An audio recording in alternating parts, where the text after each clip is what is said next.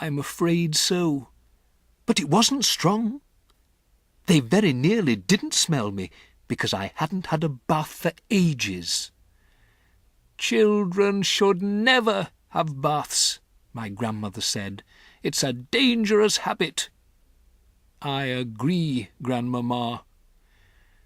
She paused, sucking at her cigar. Do you really mean to tell me that they are now all downstairs having tea? She said. I'm certain of it, Grandmama. There was another pause.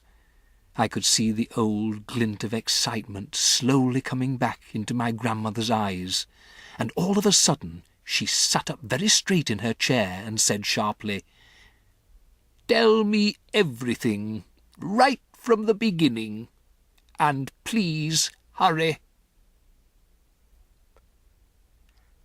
I took a deep breath and began to talk. I told about going to the ballroom and hiding behind the screen to do my mouse training. I told about the notice saying Royal Society for the Prevention of Cruelty to Children. I told her all about the women coming in and sitting down, and about the small woman who appeared on the stage and took off her mask. But when it came to describing what her face looked like underneath the mask, I simply couldn't find the right words. It was horrible, Grandmama, I said. Oh, it was so horrible. It was like something that was going rotten. Go on, my grandmother said. Don't stop.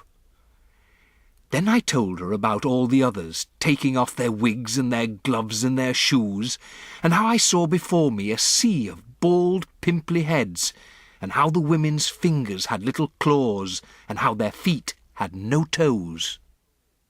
My grandmother had come forward now in her armchair, so that she was sitting right on the edge of it.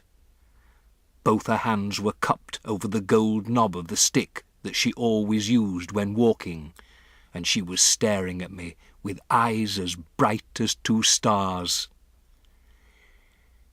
Then I told her how the Grand High Witch had shot out the fiery white-hot sparks, and how they'd turned one of the other witches into a puff of smoke.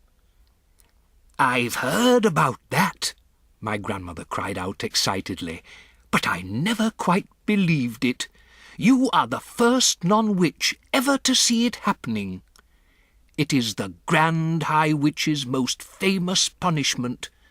It is known as getting fried, and all the other witches are petrified of having it done to them. I am told that the Grand High Witch makes it a rule to fry at least 1 witch at each annual meeting. She does it in order to keep the rest of them on their toes,